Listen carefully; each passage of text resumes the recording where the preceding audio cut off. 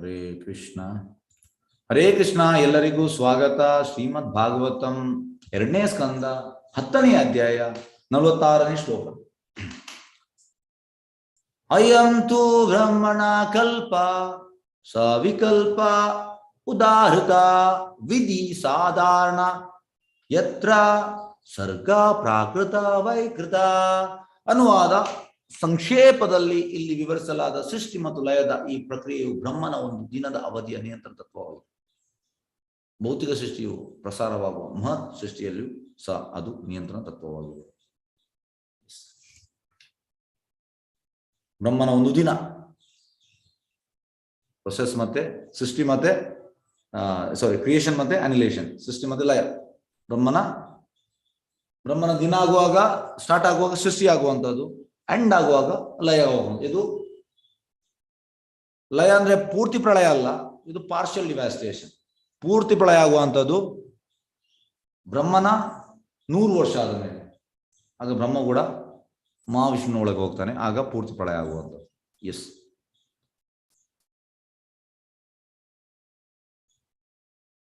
ನಿಯಂತ್ರತ್ವವಾಗಿದೆ. Okay,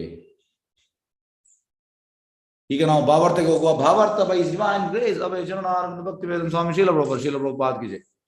ಮಹಾಕಲ್ಪ, ವಿಕಲ್ಪ, ಕಲ್ಪವೆಂಬ 3 ವಿವಿಧ ಬಗೆಯ ಸೃಷ್ಟಿಗಳಿವೆ. ಮಹಾಕಲ್ಪ, ವಿಕಲ್ಪ, ಕಲ್ಪ.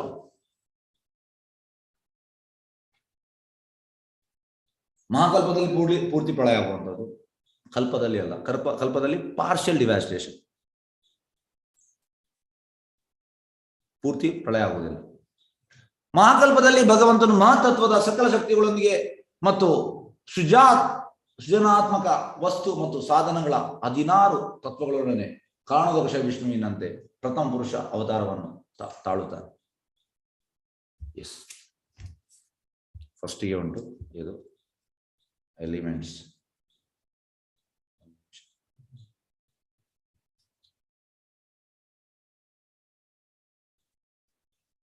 ಹೇಳ್ತಾರೆ ಇಲ್ಲಿ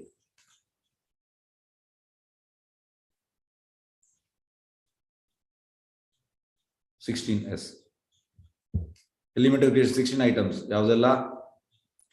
ಭೂಮಿ, ಆಪನಲೋ ವಾಯು, ಖಂ, ಮತ್ತೆ ಶಬ್ದ, ರೂಪ, ಗಂಧ, ಸ್ಪರ್ಶ, ಶಬ್ದ, ರೂಪ, ಗಂಧ, ರುಚಿ, ಸ್ಪರ್ಶ, ಮತ್ತೆ ಕಣ್ಣು, ಕಿವಿ, ಮೂಗು, ಈ ನಾಲಿಗೆ, ಮತ್ತೆ ಚರ್ಮ, ಮತ್ತೆ ಮನಸ್ಸು. 16. ಎಸ್, ಸ್ಟಾರ್ಟಿಂಗ್ ಅಲ್ಲಿ ಹೇಳಿದ್ದಾರೆ ಇದೇ ಅಧ್ಯಾಯದಲ್ಲಿ. 16 ತತ್ವಗಳೊಡನೆ ಕಾರಣದರ್ಶ ವಿಷ್ಣುವಿನಂತೆ ಪ್ರಥಮ ಪುರುಷ ಅವತಾರವನ್ನು ತಾಳುತ್ತಾನೆ. ಫಸ್ಟ್ಗೆ ಪುರುಷ ಅವತಾರ ಯಾರು? ಮಹಾವಿಷ್ಣು, ಕಾರಣದರ್ಶ ವಿಷ್ಣು. ಸೃಜನಾತ್ಮಕ ಸಾಧನಗಳು 11 ಇವೆ, ಮೂಲಾಂಶಗಳು 5 ಇವೆ, ಮತ್ತು ಅವೆಲ್ಲವೂ ಮಹಾತ್ಮ ಅಥವಾ ಭೌತಿಕ ಅಹಂಕಾರದ ಉತ್ಪತ್ತಿಗಳಾಗಿವೆ. ಅದೇ 16ರಲ್ಲಿ 11 ಮತ್ತೆ 5. 11 ಯಾವುದು? 5 ಅಂದ್ರೆ ಭೂಮಿ, ಅಪನಲ ವಾಯು, ಖಂ, ಮತ್ತೆ ಉಳಿದದ್ದು 11. ಕಾರಣದರ್ಶ ವಿಷ್ಣುವಿನ ಲಕ್ಷಣದಲ್ಲಿ ಭಗವಂತನ ಈ ಸೃಷ್ಟಿಗಳನ್ನು ಮಹಾಕಲ್ಪವೆಂದು ಕರೆಯಲಾಗಿದೆ. ಮಹಾಕಲ್ಪ. ಬ್ರಹ್ಮನ ಸೃಷ್ಟಿ ಮತ್ತು ಭೌತಿಕ ಘಟಕಗಳ ಪ್ರಸಾರವನ್ನು ವಿಕಲ್ಪವೆಂದು ಕರೆಯಲಾಗಿದೆ. ಮತ್ತು ಅವನ ಜೀವಿತ ಕಾಲದ ಪ್ರತಿದಿನವೂ ಒಂದು ಕಲ್ಪ. ನೋಡಿ, ಮಹಾವಿಷ್ಣುನ ಇದಕ್ಕೆ ಮಹಾಕಲ್ಪ, ಬ್ರಹ್ಮನ ಸೃಷ್ಟಿ ಮತ್ತು ಭೌತಿಕ ಕಾಲದಕ್ಕೆ ವಿಕಲ್ಪ, ಘಟಕ ಪ್ರಸಾರ, ಮತ್ತು ಅವನ ಜೀವಿತ ಕಾಲದಕ್ಕೆ ಕಲ್ಪ. ಆದ್ದರಿಂದ ಬ್ರಹ್ಮನ ಪ್ರತಿದಿನವೂ ಒಂದು ಕಲ್ಪವೆನ್ನಲಾಗಿದೆ. ಮತ್ತು ಬ್ರಹ್ಮನ ದಿನಗಳ ಲೆಕ್ಕದಲ್ಲಿ 30 ಕಲ್ಪಗಳಿವೆ. ಭಗವದ್ಗೀತೆಯಲ್ಲಿ 18.17 ಕೂಡ ಇದು ಕೂಡ ಹೀಗೆ ಸಮರ್ಥಿತವಾಗಿದೆ.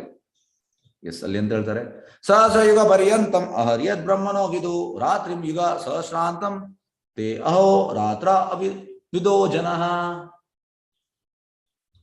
ಊರ್ಧ್ವಲೋಕ ವ್ಯವಸ್ಥೆಯಲ್ಲಿ ಒಂದು ಪೂರ್ಣ ದಿನ ಮತ್ತು ರಾತ್ರಿ ಅವಧಿಯು ಭೂಮಿಯ ಮೇಲಿನ ಒಂದು ಪೂರ್ಣ ವರ್ಷಕ್ಕೆ ಸಮವಾಗಿದೆ.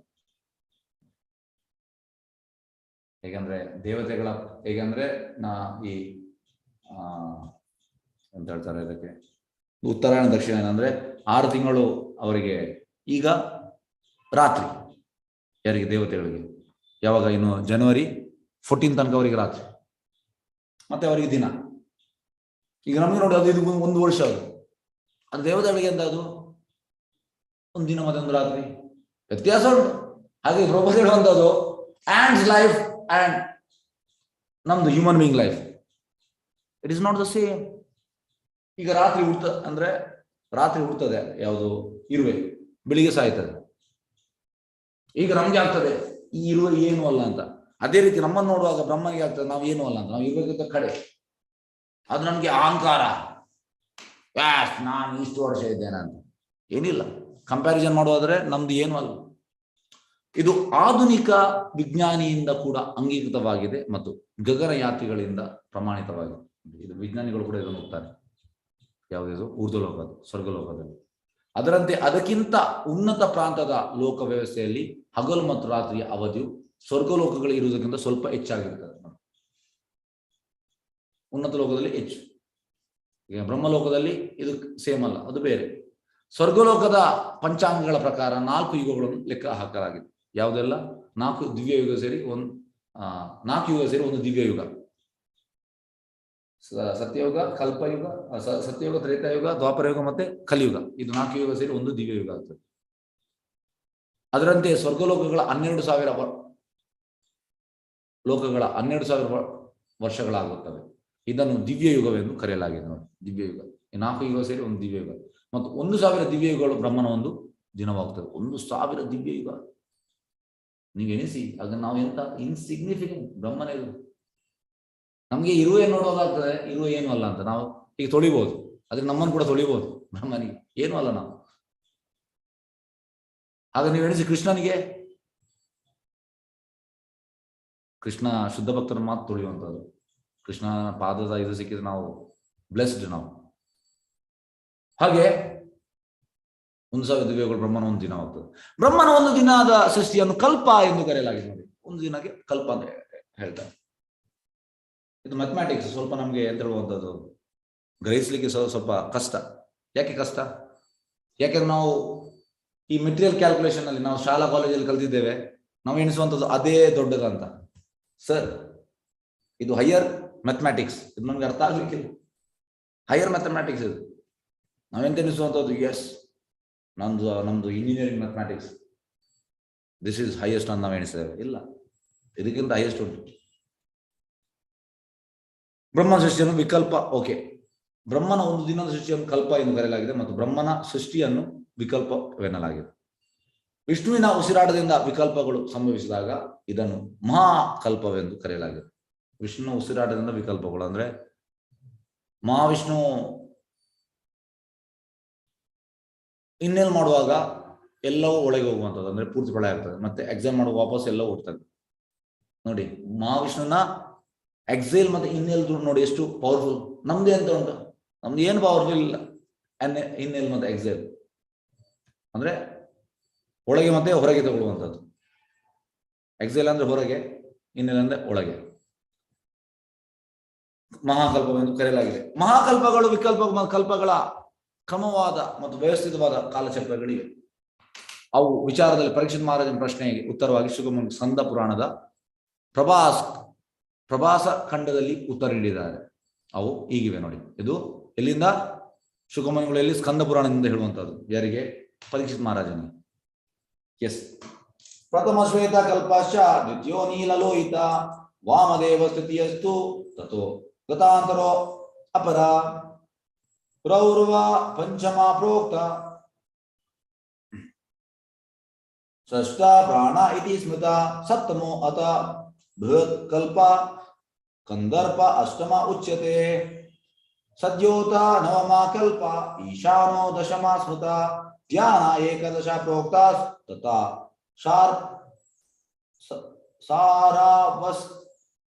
ಸಾರಸ್ವತೋ ಅಪರ ತ್ರಯೋದಶ ಉದಾನಸ್ತು ಗರುಡೋ ಅತ ಚತುರ್ದಶ ಕೌಮಾರ ಪಂಚದಶೋಜ್ಞೇಯ ಪೌರ್ಣಮಾಸಿ ಪ್ರಜಾಪತೆ. ಓಕೆ, ಪ್ರಜಾಪತೆ.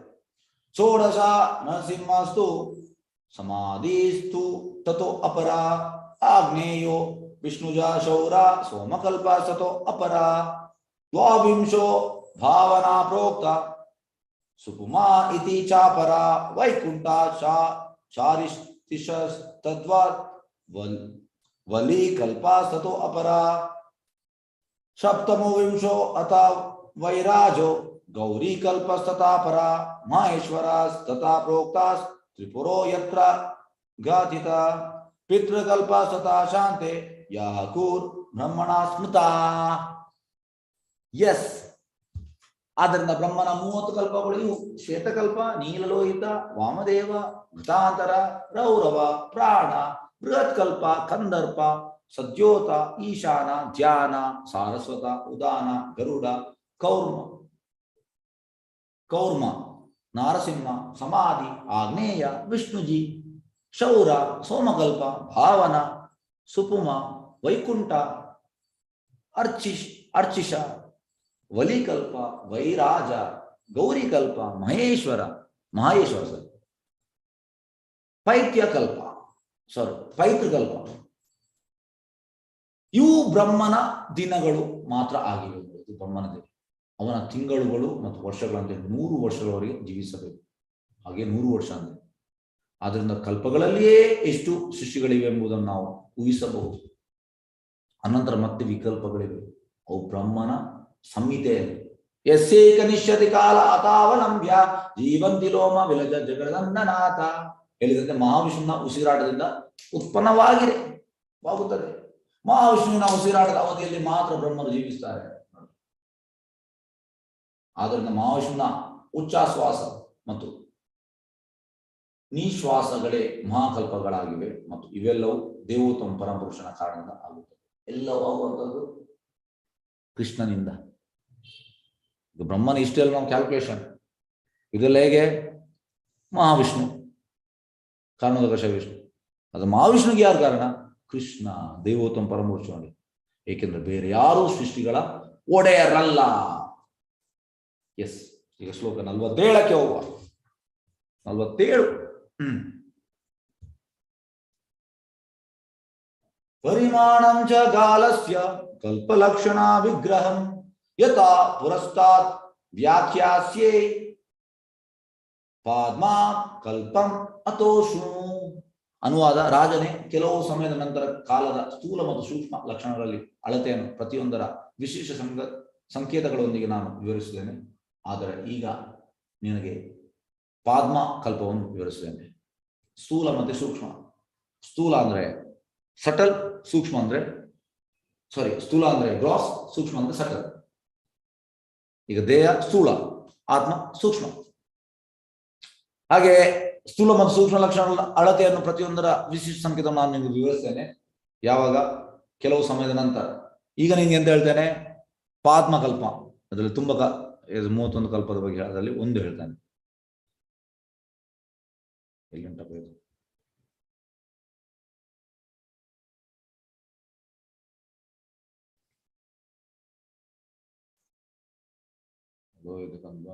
ಈಶಾನ ಸದ್ಯೋತ ಗಂಡಾಂತ ಪ್ರಾಣ ವಿಷ್ಣು.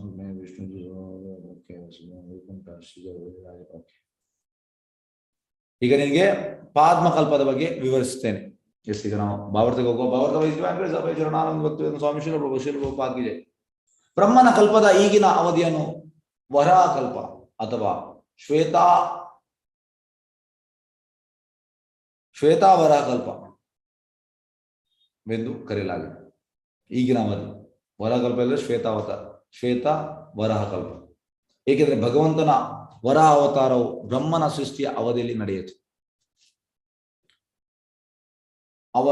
ಬ್ರಹ್ಮನು ವಿಷ್ಣುವಿನ ನಾಭಿಯಿಂದ ಹೊರಬಂದ ಕಮಲದ ಮೇಲೆ ಹುಟ್ಟಿದರು. ಅದು ನಿಮಗೆಲ್ಲರಿಗೂ ಗೊತ್ತುಂಟು, ಬ್ರಹ್ಮ ಹುಟ್ಟುವಂತ ನಾಭಿಯಿಂದ. ಆದ್ದರಿಂದ ಈ ವರಾಹಕಲ್ಪವನ್ನು ಪಾದ್ಮಕಲ್ಪವೆಂದು ಕರೆಯಲಾಗಿದೆ. ವರಾಹಕಲ್ಪವನ್ನು ಪಾದ್ಮ ಕಲ್ಪ.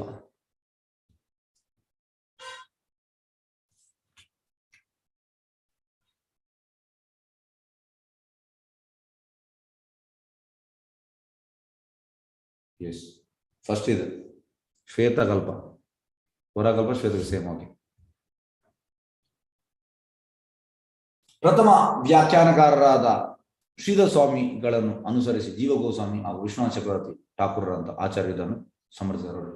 ನಮಗೆ ಸಮರ್ಥನೆ ಯಾರಿಂದ ಸಿಗಬೇಕು? ಈ ಸೋಕಾಲ್ಡ್ ಸೈಂಟಿಸ್ಟ್ ಇಂದ ಅಲ್ಲ. ಪ್ರಭುಪಾದ ಯಾವಾಗಲೂ ನೋಡಿ ಪ್ರಿವಿಯಸ್ ಆಚಾರ್ಯ ಶ್ರೀಧರ ಸ್ವಾಮಿ, ವಿಶ್ವನಾಥ ಚಕ್ರವರ್ತಿ ಠಾಕೂರ್, ಜೀವ ಗೋಸ್ವಾಮಿ ಇವರು ಸಮರ್ಥಿಸಿದ್ರೆ ಎಸ್ ನಮ್ಮ ಸಮರ್ಥನೆ ಅದು ಕರೆಕ್ಟ್ ಅಂತ. ಹಾಗಾಗಿ ಈ ಸೋಕಾಲ್ಡ್ ಪ್ರಭುಪಾದ ಹೇಳ್ತಾರೆ, ಈ ನಿರಾಕಾರವಾದಿಗಳು, ಮಾಯಾವಾದಿಗಳು ಮತ್ತೆ ವಿಜ್ಞಾನಿಗಳು ಇವರು ಹೇಗೆ ಸಮರ್ಥನೆ ಕೊಡುವಂಥದ್ದು? 4 ದೋಷದಲ್ಲಿದ್ದಾರೆ.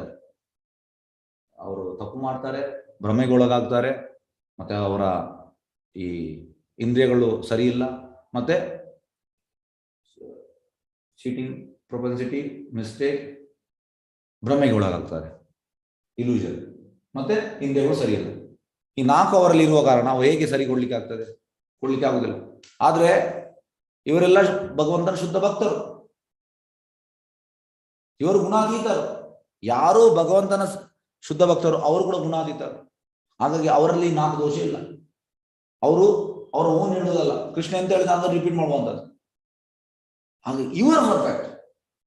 ಇದು ಸರಿಯಾದ ನೋಡಿ ಪ್ರಭುಪಾದ ಅಂತ ಹೇಳ್ತಾರೆ, ಶ್ರೀಧರ ಸ್ವಾಮಿಗಳನ್ನು ಅನುಸರಿಸಿ ಜೀವ ಗೋಸ್ವಾಮಿ ವಿಶ್ವನಾಥ ಚಕ್ರವರ್ತಿ ಠಾಕೂರ್ ಅಂತ ಆಚಾರ್ಯ ಇದನ್ನು ಸಮರ್ಥಿಸಿದ್ದಾರೆ. ಆದ್ರಿಂದ ವರ ಮತ್ತು ಬ್ರಹ್ಮಗಳ ಪಾದ್ಮ ಕಲ್ಪಗಳ ನಡುವೆ ವಿರೋಧವಿಲ್ಲ.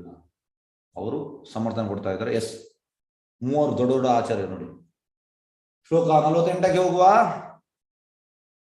ಶೌನಕ ಉವಾಚ ಯತ್ ಆಹನ ಭವಾನ್ ಸೂತ ಶಕ್ತ ಭಾಗವತ್ ಉತ್ತಮ ಚಚಾರ ತೀರ್ಥಾನಿ ಭುವ ತ್ಯಕ್ತ್ವಾ ಬಂಧೂನ್ ಸುದುಷ್ಟಜಾನ್. ಅನುವಾದ: ಸೃಷ್ಟಿಯ ವಿಚಾರವಾಗಿ ಎಲ್ಲವನ್ನು ಕೇಳಿದ ನಂತರ ಶೌನಕ ಋಷಿಗಳು ಸೂತಮುನಿಗಳು ವಿದುರನ ಬಗ್ಗೆ ವಿಚಾರಿಸ್ತಾರೆ. ಎಲ್ಲ ಕೇಳಿದ ಮೇಲೆ ವಿದುರ, ಈಗ ಥರ್ಡ್ ಕ್ಯಾಂಟೋ ಅಂದ್ರೆ ವಿದುರ ಅಂಡ್ ಮೈತ್ರೇಯ, ತುಂಬಾ ಇಂಟ್ರೆಸ್ಟಿಂಗ್.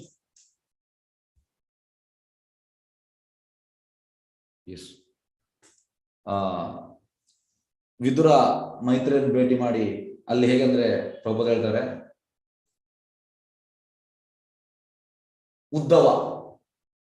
ಉದ್ದವನ ಒಂದು ಇದು ಬರ್ತದೆ, ಇನ್ಸಿಡೆಂಟ್ ಬರ್ತದೆ. ಹೇಗಂದ್ರೆ ಉದ್ದವ ಕೃಷ್ಣನ ಕ್ಲೋಸ್ ಅಸೋಸಿಯೇಟ್, ಗೆಳೆಯ. ಆದ್ರೆ ಉದ್ದವ ಅಂತ ಹೇಳುವುದಂದ್ರೆ ಉದ್ದವನಿಗೆ ತುಂಬಾ ವಿಷಯ ಗೊತ್ತುಂಟು, ಮೈತ್ರೇಯನಿಗೆ ಜಾಸ್ತಿ. ಆದ್ರೆ ಎಟಿಕೇಟ್ ವೈಸ್ ಮೈತ್ರೇಯ ತುಂಬಾ ಓಲ್ಡ್, ಪ್ರಾಯ ಜಾಸ್ತಿ. ಹಾಗೆ ಅವ ಹೇಳುವಂಥದ್ದು ಎಸ್ ನೀನು ಹೇಳು ವಿದುರನಿಗೆ. ಹಾಗೆ ಅಲ್ಲಿ ಒಂದು ಇನ್ಸಿಡೆನ್ಸ್ ಬರ್ತದೆ. ಓಕೆ, ಸೃಷ್ಟಿಯ ವಿಚಾರವಾಗಿ ಎಲ್ಲವನ್ನು ಕೇಳಿದ ನಂತರ ಶೌನಕ ಋಷಿಗಳನ್ನು ಸೂತ ಮುನಿಗಳು ವಿದುರನ ಬಗ್ಗೆ ವಿಚಾರಿಸಿದರು. ಏಕೆಂದ್ರೆ ತ್ಯಜಿಸಲು ಕಷ್ಟಕರವಾದ ತನ್ನ ಬಂಧುಗಳನ್ನು ತೊರೆದು ವಿದುರನು ಹೇಗೆ ಗೃಹತ್ಯಾಗ ಮಾಡಿದನೆಂಬುದನ್ನು ಸೂತ ಮುನಿ ಹಿಂದೆ ಅವರಿಗೆ ತಿಳಿಸ್ತಾರೆ. ಇದು ನಮ್ಗೆ ತುಂಬಾ ಕಷ್ಟ. ಯಾವುದು? ಟೈಟ್ ನಾಟ್, ಗೃಹ ತ್ಯಾಗ. ಹೇಗೆಂದ್ರೆ ಒಬ್ಬರು 2015ರಲ್ಲಿ ವೃಂದಾವನ ಯಾತ್ರೆಗೆ ಬಂದಿದ್ರು, ಪ್ರಾಯದವರು, ಒಂದು 65 ವರ್ಷ ಆಗಿದೆ. ವೃಂದಾವನಿಗೆ ಬಂದಿದ್ದಾರೆ. ದಿವಸದಲ್ಲಿ 25 ಕಾಲ್, ಹೆಂಡತಿಗೆ, ಮಗನಿಗೆ, ಸೊಸೆಗೆ, ಮಗುವಿಗೆ ಗಡಿ ಗಡಿ ಗಡಿ ಗಡಿ ಫೋನ್ ಮಾಡೋದು.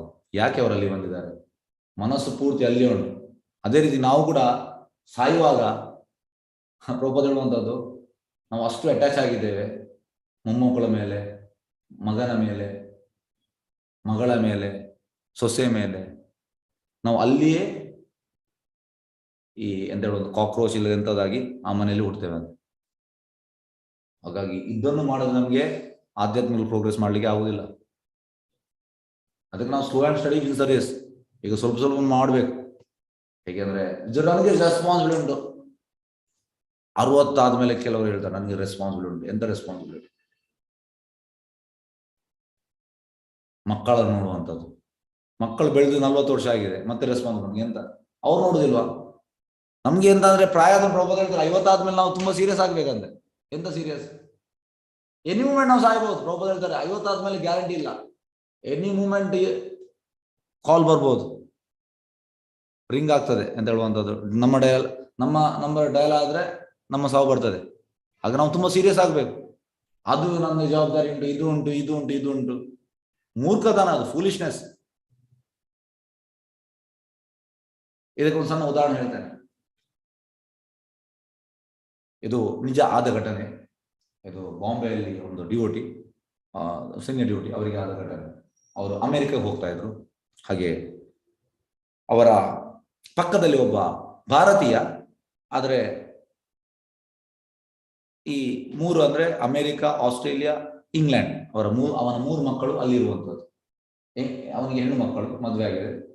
ಹಾಗಾಗಿ ಮತ್ತೆ ಬಿಸ್ನೆಸ್ ಕೂಡ ಉಂಟು ಅವನಿಗೆ ಅಲ್ಲಿ ಪಾಶ್ಚಾತ್ಯ ದೇಶದಲ್ಲಿ. ಅವರೊಟ್ಟಿಗೆ ಇದ್ದ. ಅವರು ಭಗವದ್ಗೀತೆ ಬಗ್ಗೆ ಹೇಳಿದರು. ಅವ ಸ್ವಲ್ಪ ಕೇಳಿದ, ಮತ್ತೆ ನಾನು ಬ್ಯುಸಿ ಅಂತ ಹೇಳಿದ. ಅವನ ಪಕ್ಕದಲ್ಲಿ ಒಬ್ಬ ಸೆಕ್ರೆಟರಿ ಇದ್ದ. ಅವನು ಎಲ್ಲ ಬಿಸ್ನೆಸ್ ಬಗ್ಗೆ ಮಾತಾಡ್ತಾ ಇದ್ದಾನೆ, ತುಂಬಾ ಮಾತಾಡ್ತಾರೆ ಫ್ಲೈಟಲ್ಲಿ. ಹಾಗೆ ಇವರ ಕಾರ್ಡ್ ಕೊಟ್ಟರು, ಹೇಳಿದ್ರು ನೀವು ಬಾಂಬೆಲಿ ಇರುವುದಲ್ಲ. ಬಾಂಬೆಲಿ ನಾನು ಸ್ವಲ್ಪ ದಿವಸ, ನಾನು ಜಾಸ್ತಿಯಾಗಿ ನನ್ನ ಮಗಳ ಮೂರು ಆಸ್ಟ್ರೇಲಿಯಾ, ಇಂಗ್ಲೆಂಡ್ ಮತ್ತೆ ಅಮೆರಿಕ ಈ ರೀತಿ ಇರ್ತೇನೆ. ಹಾಗೆ ಮತ್ತೆ ಇವರಿಗೆ ಗೊತ್ತಾಯ್ತು ಅಂದ್ರೆ ಅವ ಇಂಟ್ರೆಸ್ಟೆಡ್ ಇಲ್ಲ ಅಂತ. ಸ್ವಲ್ಪ ಕೇಳಿದ, ಮತ್ತೆ ಬಾಡಿ ಲ್ಯಾಂಗ್ವೇಜ್ ಅಲ್ಲಿ ಗೊತ್ತಾಗ್ತದೆ ಕೆಲವೊಂದು. ಲಾಸ್ಟಿಗೆ ಎಂತ ಆಯ್ತು ಅಂದ್ರೆ, ನಾನು ತುಂಬಾ ಬಿಸ್ನೆಸ್, ನನಗೆ ಬಿಸಿ. ಅವನಿಗೆ 63 ವರ್ಷ ಪ್ರಾಯ, ತುಂಬಾ ಬಿಸಿ. ಮತ್ತೆ ಲಾಸ್ಟಿಗೆ ಅವ್ರು ಮಾತಾಡಲಿಕ್ಕೆ ಅಂದ್ರೆ ಮಾಡಿದ್ರು. ಅದು ವಿಸಿಟಿಂಗ್ ಗಾಡಿ ಕೊಟ್ಟಿದ್ದಾರೆ, ಹೇಳಿದ್ರು ನೀವು ಮುಂಬೈಗೆ ಬರುವಾಗ ಬನ್ನಿ ಅಂತ ಹೇಳಿದ್ರು. ಮತ್ತೆ ಇವರು ಬಂದು 3 ದಿವಸ ಹೋಗಿ ಒಂದು ವಾರದಲ್ಲಿ ಇವರು ಬಂದು ವಾಪಸ್ ಬಾಂಬೆಗೆ ಬಂದು ಒಂದು 10 ದಿವಸ ಬಿಟ್ಟು ಇವರಿಗೆ ಫೋನ್ ಬಂತು. ಸ್ವಾಮೀಜಿ, ನಾನು ಲಾಸ್ಟ್ ಟೈಮ್ ನಿಮಗೆ ಫ್ಲೈಟ್ ಅಲ್ಲಿ ಸಿಕ್ಕಿದೆ ಅಲ್ಲ. ಯಾರು?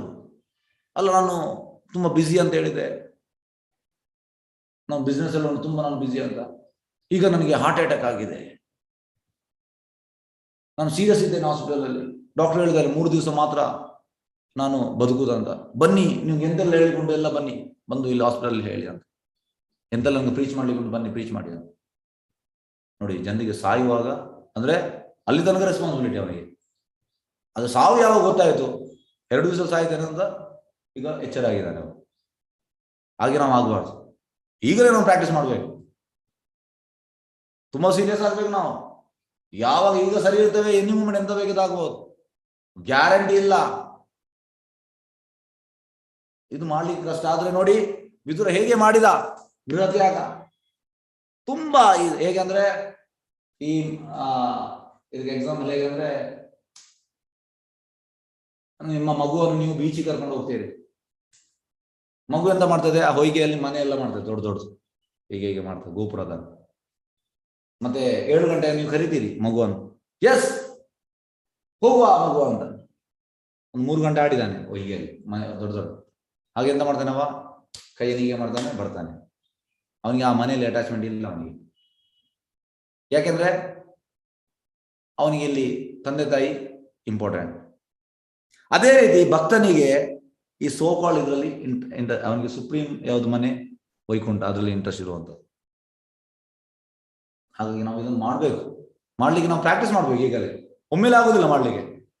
ಗಿಡವಾಗಿ ಬಗ್ಗೋದು, ಮರವಾಗಿ ಬಗ್ಗೀತೆ ಕಷ್ಟ. ಮರವಾಗಿ ಬಗ್ಗಿಸ್ಲಿಕ್ಕೆ ಕಷ್ಟ, ಈಗಲೇ ಸ್ವಲ್ಪ. ಹೇಗಂದ್ರೆ ನೋಡಿ, ಈಗ ಒಬ್ಬ 12 ಗಂಟೆಗೆ ಮಲಗ್ತಾ ಇದ್ದಾನೆ ಡೈಲಿ. ಒಳ್ಳೇದಲ್ಲ 12 ಗಂಟೆ ಮಲಗುವಂಥದ್ದು, ಕೆಟ್ಟ ಅಭ್ಯಾಸ, ತಮ್ಮ ಗುಣ.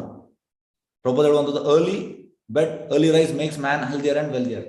ಬೇಗ ಮಲಗಬೇಕು, ಬೇಗ ಹೇಳ್ಬೇಕು, ಆಗ ಹೆಲ್ತ್ ಒಳ್ಳೇದಿರ್ತದೆ, ಎಲ್ಲ ಒಳ್ಳೇದಿರ್ತದೆ. ಈಗ ಅವನಿಗೆ ನೀವು ಬರ್ತಾನೆ, ನಮ್ಮ ಟೆಂಪಲ್ಗೆ ಒಬ್ಬ ಬರ್ತಾನೆ ಡೈಲಿ. ಯಂಗ್ಸ್ಟರ್ಸ್ ಎಲ್ಲ ಲೇಟ್ ಮಲಗುವಂಥದ್ದು, ಬರ್ತಾನೆ. ನಾವು ಹೇಳ್ತೇವೆ ಬೇಗ ಮಲಗಬೇಕು. ಅವನಿಗೆ ಟೆನ್ಷನ್ ಆಗ್ತದೆ. ಒಂದು ದಿವಸದಲ್ಲಿ ಓಡ್ತಾನೆ, ಒಂದೇ ದಿವಸ. ನನಗೆ ಆಗ್ಲಿಕ್ಕಿಲ್ಲ, ನಿದ್ದೆ ಕೂಡ ಬರುವುದಿಲ್ಲ ಬೇಗ ಮಲಗಿ ಹೋದ್ರೆ. ಆಗ ಎಂತ ಮಾಡ್ಬೇಕು ನಾವು?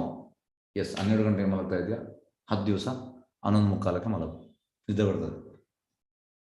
ಮತ್ತೆ 10 ದಿವಸ 11:30 ಮಲಗು, ಮತ್ತೆ 10 ದಿವಸ 11:45 ಮಲಗು, ಮತ್ತೆ 10 ದಿವಸ 11 ಗಂಟೆಗೆ ಮಲಗು, ಮತ್ತೆ 10:45 10 ದಿವಸ. ಈ ರೀತಿ ನಾವು ಗ್ರಾಜುವಲಿ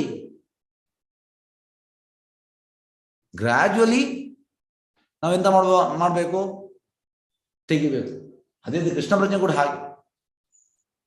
ವೈರಾಗ್ಯ ಅಂದ್ರೆ ಸ್ಲೋಲಿ ಬರ್ಬೇಕು, ಅದು ಮಾತ್ರ ಬರ್ಬೇಕು. ಅದು ಇಲ್ಲದೆ ಎಂತ ಆಗ್ತದೆ, ಸಾಯುವಾಗ ಅದು ಸ್ಮರಣೆ ಬರ್ತದೆ, ಅದೇ ಅಟ್ಯಾಚ್ಮೆಂಟ್ ಇರ್ತದೆ.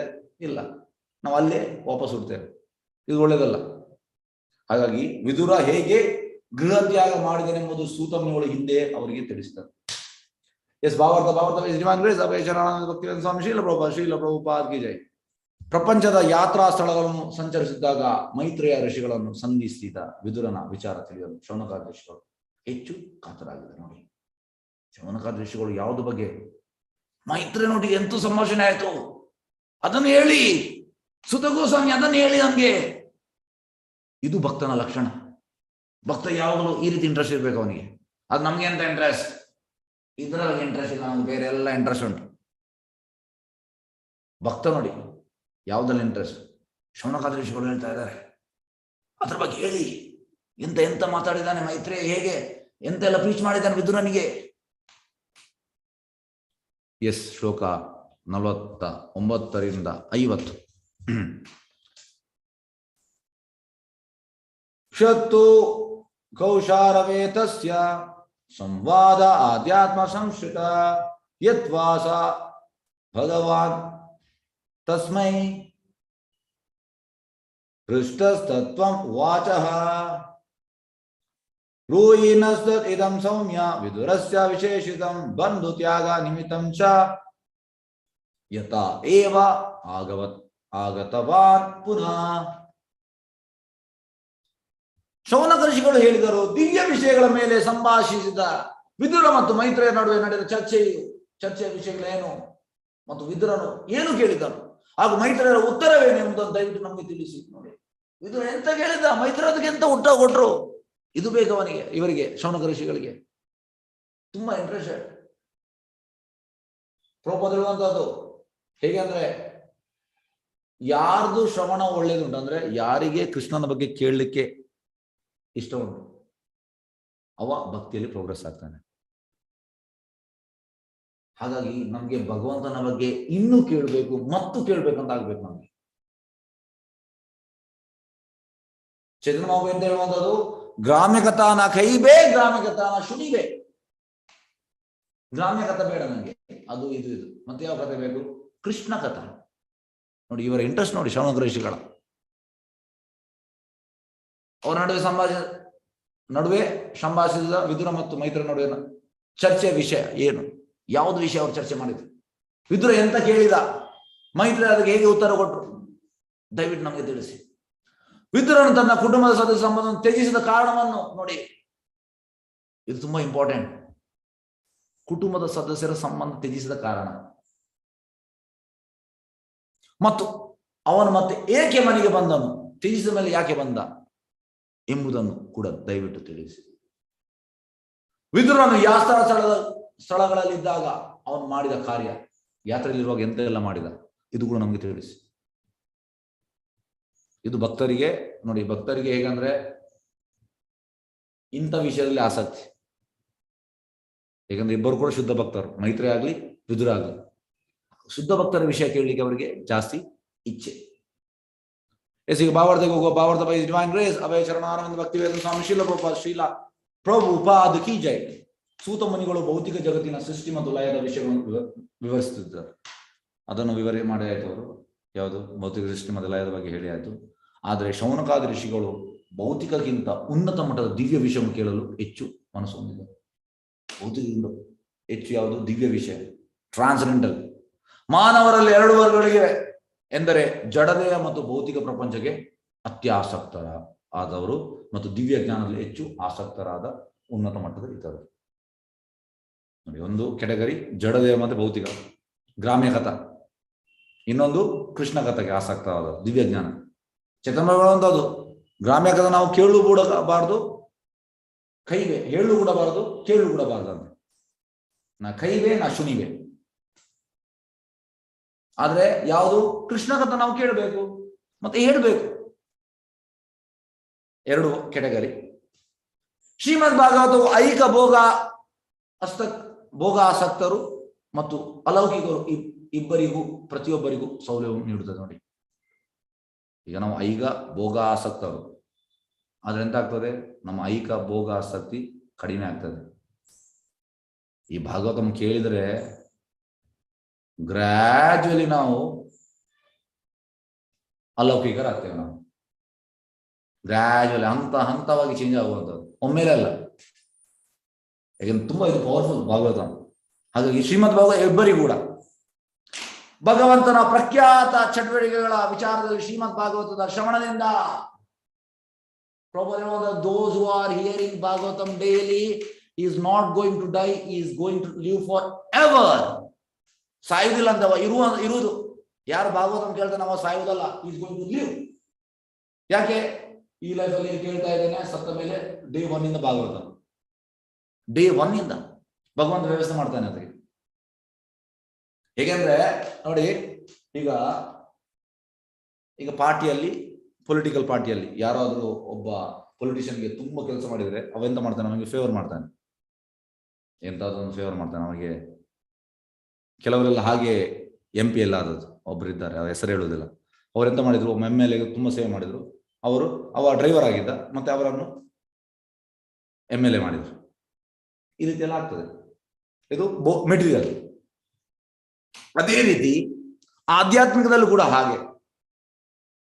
ಈಗ ನೀವು ಭಗವಂತನಿಗೆ ಟೈಮ್ ಕೊಡ್ತೀರಿ, ಭಾಗವತ ಡೈಲಿ 1 ಗಂಟೆ, ಭಗವಂತ ನಿಮ್ಗೆ ಟೈಮ್ ಕೊಡ್ತಾನೆ.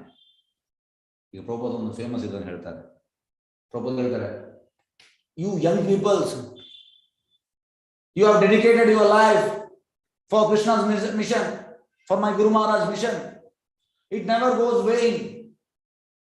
ಅಂದ್ರೆ ನೀವು ಈ ಸ್ಯಾಕ್ರಿಫೈಸ್ ಮಾಡಿದಿರಿ, ಇದು ಲಾಸ್ ಅಲ್ಲ. ಯಾಕೆ? Because at very young age you dedicated your life. 20 ವರ್ಷದಲ್ಲಿ ಡೆಡಿಕೇಟ್ ಮಾಡಿದ್ದಾರೆ. So when you become 70, Prabhupada ಹೇಳುವಂಥದ್ದು, ಯು ಆರ್ ಇನ್ ಬೆಡ್, ಅಂದ್ರೆ ರೋಗ ಬಂದು ಬೆಡ್ ಅಲ್ಲಿ ಇದ್ರು ಕೂಡ ಲಾಸ್ ಇಲ್ಲ ಅಂದ್ರೆ ಪ್ರಭುಪಾದ ಹೇಳುವಂಥದ್ದು. ಯಾಕೆ? You have served for 50 years, 50 ವರ್ಷ ನೀವು ಸೇವೆ ಮಾಡಿದ್ದೀರಿ ಕೃಷ್ಣನಿಗೆ. ಈಗ ಸರ್ಕಾರಿ ಹುದ್ದೆ, ಈಗ ಹೇಗೆ ಅಂದ್ರೆ ಪೊಲಿಟಿಷಿಯನ್ಗೆ ಒಬ್ಬ 20 ವರ್ಷ ಸೇವೆ ಮಾಡ್ತಾನೆ, ಅವನನ್ನು ನೆಕ್ಸ್ಟ್ ಒಬ್ಬ MLA ಮಾಡ್ತಾನೆ. ಅದೇ ರೀತಿ ಗವರ್ಮೆಂಟ್ ಕಚೇರಿಯಲ್ಲಿ ನೀವು ಕೆಲಸ ಮಾಡಿದ್ರೆ 35 ವರ್ಷ ನಿಮ್ಗೆ ಪೆನ್ಷನ್ ಕೊಡ್ತಾರೆ, ನಿಮ್ಗೆ ಕೊಡ್ತಾರೆ. ಅದೇ ರೀತಿ ಭಗವಂತ ಕೂಡ ನಿಮ್ಮನ್ನು ನೆನಪಿಡ್ತಾನೆ, ಭಗವಂತ ನೆನಪು ಇಡ್ತಾನೆ. ಹಾಗಾಗಿ ಲಾಸ್ ಇಲ್ಲ ನೋಡಿ. ಹಾಗೆ ಭಗವಂತನ ಪ್ರಖ್ಯಾತ ಚಟುವಟಿಕೆಗಳ ವಿಚಾರದಲ್ಲಿ ಶ್ರೀಮದ್ ಭಾಗವತ ಶ್ರವಣದಿಂದ ಭೌತಿಕ ಮತ್ತು ದಿವ್ಯ ಜಗತ್ತುಗಳ ಎರಡರಲ್ಲಿ ಮಾನವರು ಸಮಾನ ಲಾಭ ಪಡೆಯಬಲ್ಲರು. ನೋಡಿ, ಲಾಭ ಸಿಗ್ತದಂತೆ. ಐಕ ಭೋಗಾಸಕ್ತರು ಭೌತಿಕ ನಿಯಮಗಳಲ್ಲಿ ಮತ್ತು ಅವು ಹೇಗೆ ಕಾರ್ಯವೆಸಗುತ್ತದೆ ಎನ್ನುವುದರಲ್ಲಿ ಹೆಚ್ಚು ಆಸಕ್ತರಾಗಿದ್ದಾರೆ. ಐಕ ಭೋಗಾಸಕ್ತ ಯಾವುದು? ಭೌತಿಕ ನಿಯಮ.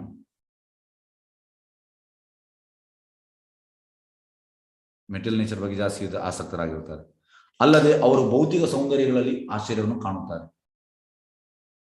ಕೆಲವು ಸಲ ಭೌತಿಕ ಸೌಂದರ್ಯಗಳಿಂದಾಗಿ ಭಗವಂತನ ಮಹಿಮೆಗಳನ್ನು ಮರೆಯುತ್ತಾರೆ. ಯಾರು? ಐಕ ಭೋಗಸ್ಥರು. ಭೌತಿಕ ಚಟುವಟಿಕೆಗಳು ಮತ್ತು ಆಶ್ಚರ್ಯಗಳೆಲ್ಲವೂ ಭಗವಂತನಲ್ಲಿ ಪ್ರಾರಂಭವಾದವು ಎಂಬುದನ್ನು ಅವರು ಖಚಿತವಾಗಿ ತಿಳಿದಿರಬೇಕು. ನೋಡಿ, ಎಲ್ಲ ಭೌತಿಕ ಚಟುವಟಿಕೆ ಆಶೆ ಎಲ್ಲ ಸ್ಟಾರ್ಟ್ ಆಗುವುದು ಯಾರಿಂದ? ಭಗವಂತನಿಂದಲೇ. ಅದು ಅವರಿಗೆ ಗೊತ್ತಿಲ್ಲ. ತೋಟದಲ್ಲಿರುವ ಗುಲಾಬಿಯು ಕ್ರಮೇಣ ತನ್ನ ಆಕಾರ, ಬಣ್ಣ ಮತ್ತು ಸೌಂದರ್ಯ ಹಾಗೂ ಮಾಧುರ್ಯವನ್ನು ಪಡೆಯುವುದು ಕುರುಡು ಪ್ರಕೃತಿ ನಿಯಮದಿಂದ ಎಂಬಂತೆ ತೋರಿದರೂ ಅದರಿಂದ ಅಲ್ಲ. When you see the rose, ರೋಸಿನ ಹಿಂದೆ ಡಿಸೈನರ್ ಇದ್ದಾನೆ. ಯಾರದು? ಕೃಷ್ಣ, ಪ್ರಕೃತಿ ಅಲ್ಲ. ಆದ್ರೆ ಈ ಅಲ್ಪರು ಎಂತ ಪ್ರಕೃತಿಗೆ ಕೊಡ್ತಾರೆ. ಪ್ರಕೃತಿಯಿಂದ ರೋಸ್ ಆಯ್ತು ಇಲ್ಲ, ಡಿಸೈನರ್ ಇದ್ದಾನೆ, ಡಿಸೈನ್ ಇಂದ ಡಿಸೈನರ್ ಅದು ಕೃಷ್ಣ.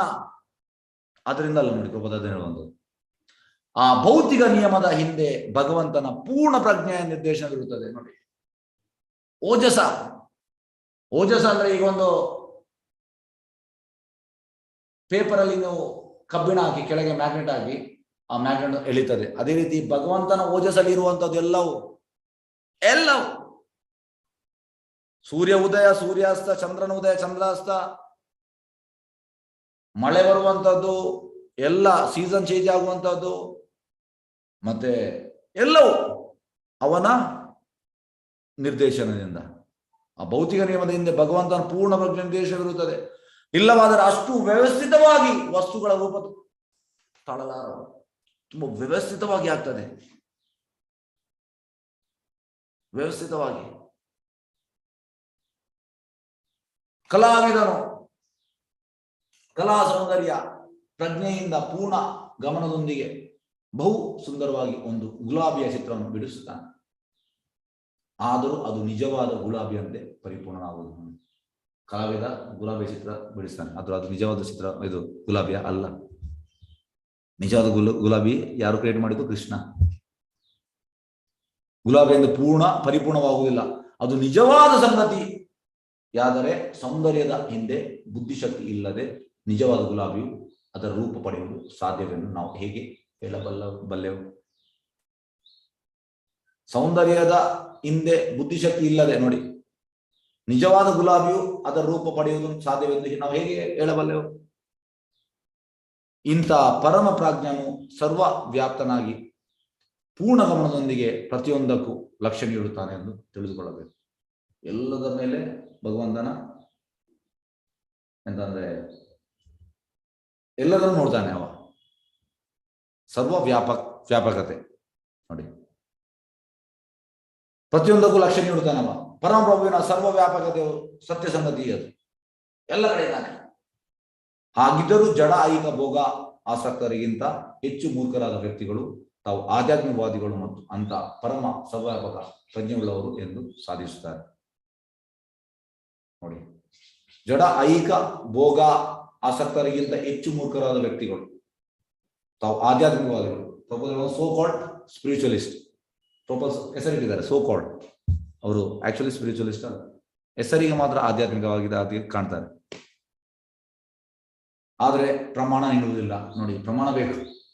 ಅಂತ ಮೂರ್ಖ ವ್ಯಕ್ತಿಗಳ ಪಕ್ಕದ ಗೋಡೆಯ ಹಿಂದೆ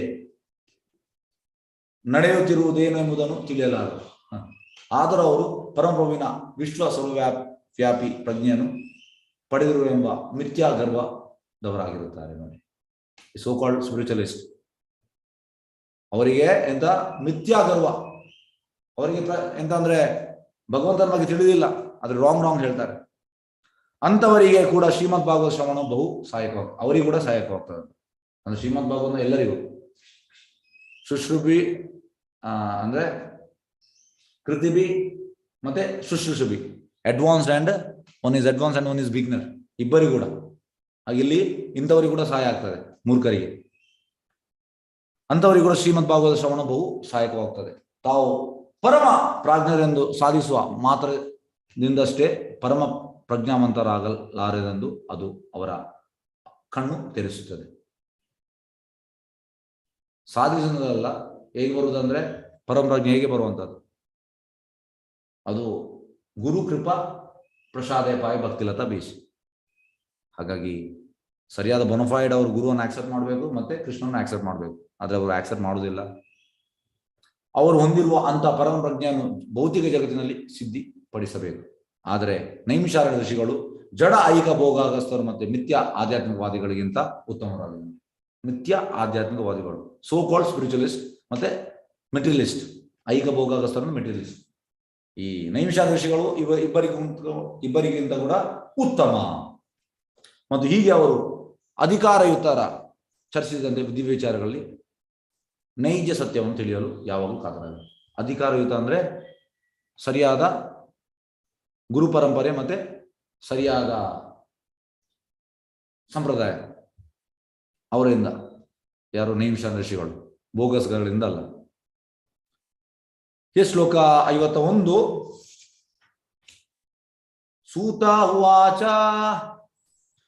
ರಾಜ್ಞಾ ಪರೀಕ್ಷಿತ ಪೃಷ್ಟ ಯತ್ ಅವೋಚತ್ ಮಹಾಮುನಿ ತತ್ವ ಅವಿದ್ಯಾಸೆ ಶೃಣುತ ರಾಜ್ಞಾ ಪ್ರಶ್ನ ಅನುಸಾರತ. ಸೂತ ಮುನಿಗಳು ವಿವರಿಸಿದರು. ಪರೀಕ್ಷಿತ ರಾಜನ ಪ್ರಶ್ನೆಗಳಿಗೆ ಮಹಾಮುನಿಯು ವಿವರಿಸಿದ ಅದೇ ವಿಷಯಗಳನ್ನೇ ನಾನೀಗ ನಿಮಗೆ ವಿವರಿಸ್ತೇನೆ. ದಯವಿಟ್ಟು ಮನಸ್ಸಿಟ್ಟು ಅವನು ಆಲಿಸಿ. ಅದೇ ನಿಮಗೆ ಈಗ ನಾನು ವಿವರಿಸ್ತೇನೆ, ಅದನ್ನು ಕೇಳಿ ಅಂತ ಹೇಳ್ತಿದ್ದಾರೆ ಸೂತ ಮುನಿಗಳು. ಯಾರಿಗೆ? ಶೌನಕಾದಿ ಋಷಿಗಳಿಗೆ.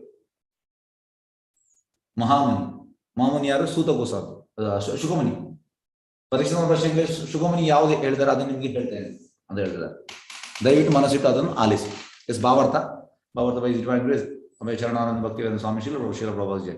ಮುಂದೆ ಇರಿಸಿದ ಯಾವುದೇ ಪ್ರಶ್ನೆಗೆ ಪ್ರಮಾಣವನ್ನು ಉದಾಹರಿಸಿ ಉತ್ತರಿಸಬಹುದು ಮತ್ತು ಅದು ವಿವೇಕಿ ಮಾರ್ಗವನ್ನು ತೃಪ್ತಿಪಡಿಸುತ್ತದೆ. ನ್ಯಾಯಾಲಯದಲ್ಲಿ ಕೂಡ ಇದೇ ಪದ್ಧತಿ ಇದೆ.